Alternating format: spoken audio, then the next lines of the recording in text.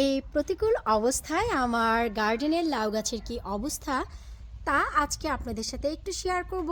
আর সাথে সাথে কতটা অগ্রগতি হলো লাউ গাছে আর কি অবনতি হলো সেটাও শেয়ার করব। হ্যালো এভরিওয়ান, আসসালামু আলাইকুম। কেমন আছেন আপনারা সবাই? আলহামদুলিল্লাহ, আমি তো আছি মরে বেঁচে কোনো রকম আর কি। হে ফিভারের জ্বালায় একেবারেই শেষ, চোখগুলো তো দেখানোর মতো কোনো অবস্থা নেই, নাকও বন্ধ। তারপরও সবাই জানতে চাচ্ছিলেন আমার গার্ডেনের লাউ গাছের কী অবস্থা। কেউ কেউ তো এতটা কান্না করে আমাকে কমেন্ট করেছেন কমেন্ট সেকশনে, আমি তো দেখে একেবারেই অবাক। সবাইকেই একটি কথা অনেক আগেও বলেছি, আজকেও বলছি, গার্ডেনিং করবেন শখে এবং সুখে। এটাকে কখনোই মনের বোঝা বানিয়ে নেবেন না, মনের কোনো রোগ বানিয়ে নেবেন না, যেটা কিনা আপনাকেই সবল মারবে। তো এই যে প্রতিকূল অবস্থা, এই অবস্থায় আমরা কম বেশি সবাই ভুগছি, সবার গার্ডেনের গাছেরই একই অবস্থা। তারপরেও আমি শেয়ার করব যে এই খারাপ ওয়েদারে আমি আমার লাউ গাছগুলোর যত্ন কিভাবে দিচ্ছি এবং কিভাবে লাউ গাছগুলোকে একটু বাড়ানোর জন্য চেষ্টা করছি, অনেক বেশি না, কারণ এই ওয়েদারে সার্ভাইভ করে থাকাটাই হচ্ছে এদের জন্য অনেক বেশি। তারপরেও চলেন, যা যত্ন দিচ্ছি, যা যা করছি সেটাই আপনাদের সাথে একটু শেয়ার করি। আমাকে তো উড়িয়ে নিয়ে যাবে রে। শুক্র আলহামদুলিল্লাহ, এই হচ্ছে আমার সেই পট, যে পটে মাটি বানিয়ে আপনাদের সাথে নিয়ে দুটি লাউ গাছ দিয়েছিলাম। আলহামদুলিল্লাহ, এই হচ্ছে লাউ গাছের অবস্থা। এর অগ্রগতি তো দেখতেই পাচ্ছেন, 1G সমান হয়ে গেছে, কিন্তু আমি এখন 1G কাটিং দেব না। দিন রাত 24 ঘন্টা বৃষ্টি হচ্ছে, টানা 8 দিন যাবত আমি শুধু বৃষ্টিই দেখে যাচ্ছি। এই কিছুক্ষণ হয় বৃষ্টি কমেছে, তাই ভিডিও করার জন্য এসেছি। এই হচ্ছে দেখেন পাতাগুলো, এই পাতাগুলো কিন্তু কেটে আমরা খেয়ে ফেলতাম, ছাঁটাই বাছাই করতাম যেন উপরের দিকে অনেক শক্তি পায়, কিন্তু এখন তা করছি না।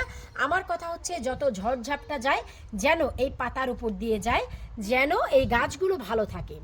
তারপর বেশ কিছুদিন আগেই মেন মাটিতে একটি লাউ গাছ দিয়েছি, এই হচ্ছে তার অবস্থা। আলহামদুলিল্লাহ, গাছটি ভালো সার্ভাইভ করে গেছে, অনেক ছোট অবস্থায় দেওয়াতে ও ওয়েদারের সাথে যুদ্ধ করে তারপর বড় হচ্ছে।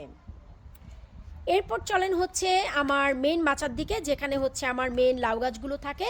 আপনারা সবাই জানেন আলহামদুলিল্লাহ, এই যে এখানে 3টি লাউয়ের গাছ, এই যে দেখতেই পাচ্ছেন, শুরুতে নিচের দিকের পাতাগুলো রাক্ষসের মতো খেয়ে ফেলেছিলাম, আর বর্তমানে এই যে দেখেন লাউ গাছের অবস্থা। আপনাদের সাথে নিয়েই কিন্তু এই গাছে পটাশিয়াম দিয়েছিলাম, তারপরে সেই পটাশিয়ামের কারণে আমার গাছের যে অগ্রগতি আমি আপনাদের শেয়ার করব। এই যে দেখেন লাউ সুন্দরী, শুধু একটাই না, এই যে শুধু আপনারা নিজেরাই গুনবেন যে আমার এইটুকু গাছে কি পরিমাণ লাউ এসেছে। এই যে দেখতে পাচ্ছেন, এই যে দেখতে পাচ্ছেন, শুধু তাই না, আমি শুধু ক্যামেরাটি একটু ঘুরাবো। এই যে দেখতে পাচ্ছেন, এই যে দেখেন, কই গো গেলা তুমি, এই যে দেখেন, এই যে একটিকে পলিনেট করে দিয়েছি, আর যেটিকে পলিনেট করেছি সেটা আমার পলিনেশন হয়নি, কারণ তখনও ছেলে ফুল ছিল না, কিন্তু এত বেশি মায়া হচ্ছিল যে আল্লাহ, এই যে এদের তো একটু কাপড় দরকার। দাঁড়ান, আমি একটু চেষ্টা করছি আপনাদের দেখানোর জন্য। ওই যে দেখেন প্লাস্টিক দিয়ে আমি ঢেকে রেখেছি, মাশাল্লাহ কিছুটা তো বড় হয়েছে, আশা করি আপনারা একটু দেখতে পাচ্ছেন। সো এইটি দেখে আমার অনেক মায়া হচ্ছিল যে আল্লাহ, বৃষ্টিতে কিভাবে আছে, একে তো একটি চাদর দিয়ে ঢেকে দেওয়া দরকার। সো সেই কষ্টটা ফিল করে আমি আসলে এই কাজ করেছি। তারপরে এই যে দেখেন লাউ সুন্দরী, তারপরে হচ্ছে এই যে দেখেন লাউ সুন্দরী, তারপরে ওই যে ওই কর্নারে হচ্ছে আরও দুটি। তো এই যে এইটুকু গাছে আবার এই যে দেখেন এই সাইড থেকেও এই যে একটি, এই যে, তো এইটুকু গাছে দেখেন কতগুলো লাউ এসেছে। এই লাউগুলো কিন্তু সবই টিকে যাওয়ার লাউ, কারণ 1G কাটিংয়ের পরই এসেছে, অধিক পটাশ পাওয়ার কারণে এসেছে। কিন্তু এই যে ওয়েদার আপনারাই দেখতে পাচ্ছেন কিভাবে হেলছে দোলছে, বেঁচে আছে, আমি তো বলবো এটাই অনেক বেশি যথেষ্ট। এপাশে যে 3টি গাছ ছিল নিচের দিকে কোনো পাতা দেখেন ফেলিনি, আপনাদেরও বলি প্লিজ ফেলবেন না। এই যে একটি ছেলে ফুল এসেছে, এটি দিয়ে এখন আমি এখানকার 2টি লাউ গাছ পরাগায়ন করে দিব, পাশের লাউ গাছটি। তো এই যে দেখেন, ছোট ছিল যখন আপনাদের সাথে শেয়ার করেছি, এখন কিন্তু এই যে আলহামদুলিল্লাহ, এখন কিন্তু যে মাচায় উঠে যাবে। পাশে থাকা গাছগুলো কিন্তু আলহামদুলিল্লাহ ধীরে ধীরে মাচার দিকে এই যে উঠতে যাচ্ছে, এই যে দেখেন। তারপরে যে এ পাশে থাকা 2টি গাছ আলহামদুলিল্লাহ, এই যে দেখতেই পাচ্ছেন, এই 2টি গাছও কিন্তু অনেক ছোট লাগিয়েছিলাম, একেবারে এই পর্যন্ত ছিল। তারপরে এই যে দেখেন এখন অগ্রগতি হয়ে মাচাটা ক্যাচ করে ফেলেছে, এই যে। তো এই হচ্ছে আমার ওভারঅল লাউ গাছের অবস্থা। বাহিরে এসেছি তাই হে ফিভারের জন্য অনেক বেশি বেশি বেশি খারাপ লাগছে, নাক চুলকাচ্ছে, গলা চুলকাচ্ছে, কি করবো রে ভাই, কিচ্ছু করার নেই।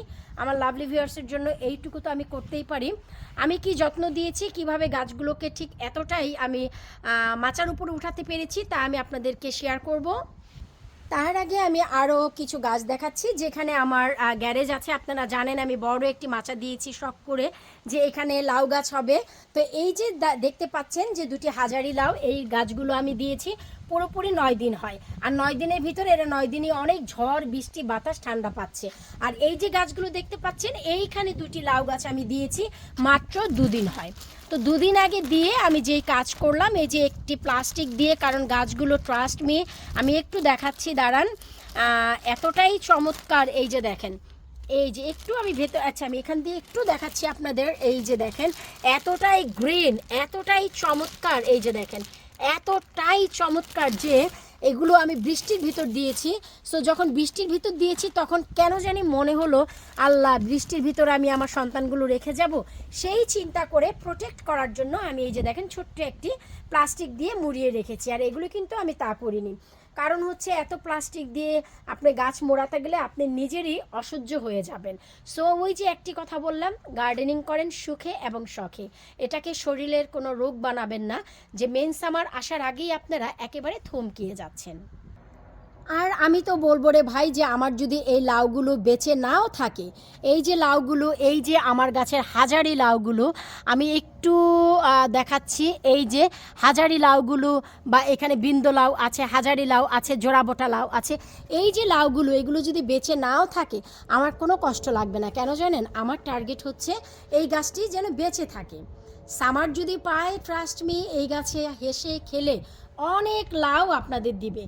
কারণ হচ্ছে আপনার যতই ওয়েদার খারাপ থাক, যতই যা থাক, আপনার রিজিকে যদি কিছু থাকে আর গাছগুলো যদি সারভাইভ করার মতন হয় অবশ্যই বেঁচে যাবে। সো এই নিয়ে আপনাদের মন খারাপ করার কিছুই নেই। ওই যে দেখেন যে আমি পলিনেশন ছাড়াই একটিকে পলিনেট করে দিয়েছি। লাউটি যদি বাঁচে শুকর আলহামদুলিল্লাহ, আর না বাঁচলে আপনি কি করবেন। তো এই ভিডিওর সাথে সাথে আমি আপনাদের একটি চমক দিচ্ছি, এই হচ্ছে আমার গার্ডেনের সর্বপ্রথম করলা। শুকুর আলহামদুলিল্লাহ, এই করলাটি যে টিকবে তার কি ভাই ভরসা আছে এই ঠান্ডা ঝড় বৃষ্টিতে। আমি তো গাছের খাদ্য বাই সম পরিমাণেই দিয়ে যাচ্ছি। তো করলার গল্প করব অন্য আরেকদিন। আজকে লাউ গাছ সম্বন্ধে আপনারা জানতে চাচ্ছিলেন এই প্রতিকূল অবস্থায় আমার লাউ গাছের কি অবস্থা। আমার নয়, সবার গাছের একই অবস্থা, পাতাগুলো হলুদ হয়ে যাচ্ছে, পাতাগুলো একেবারে ঝোপসে যাচ্ছে। এত ঠান্ডায় যে বেঁচে আছে আমি তো বলবো ভাই অনেক বেশি। তার জন্য আশা রাখবো আজকে এই ভিডিওটি আপনাদের ভালো লেগেছে আর আপনাদের মনে শান্তি এসেছে যে এটা নিয়ে ঘাবড়াবার কিছুই নেই। ওয়েদার এত বেশি খারাপ, আমরাই কাপড় পরে টিকে থাকতে পারছি না এই জুন মাসের। আমি আজকে এই ভিডিওটি আপনাদের জন্য করতে যাচ্ছি। আজকে হচ্ছে আমাদের চাঁদ রাত, তার মানে হচ্ছে আগামীকালকে আমাদের ঈদ। সো হয়তোবা ভিডিওটি আপনাদের কাছে একটু লেট করে যাবে, কিন্তু আমি ভিডিওটি শ্যুট করলাম ঈদের আগের দিন। তো আপনারা নিজেরাই চিন্তা করেন আমরা এই জুন মাসের মিডলে জ্যাকেট পরে আছি, আনবিলিভেবল কিনা। সো এদের ক্ষেত্রেও এরাও তো কষ্টই করছে। শুধু দোয়া করেন গাছগুলো যেন টিকে যায়, যেন সারভাইভ করতে পারে, লাউ ভাই ভুড়ি ভুড়ি খেতে পারবেন। আর না পারলেও কি, শখে করেছেন, আল্লাহ পাক যদি এবছর সাপোর্ট না করে নেক্সট ইয়ার করবে, সমস্যা কি। মনের ভিতর শখটা পুষে রাখেন, এটাকে মরতে দেবেন না। গাছ মরে গেলে আবার বানাতে পারবেন, শখ মরে গেলে আর রিটার্ন আসবে না। বিদায় নিচ্ছে আজকের মতন, আল্লাহ হাফিজ।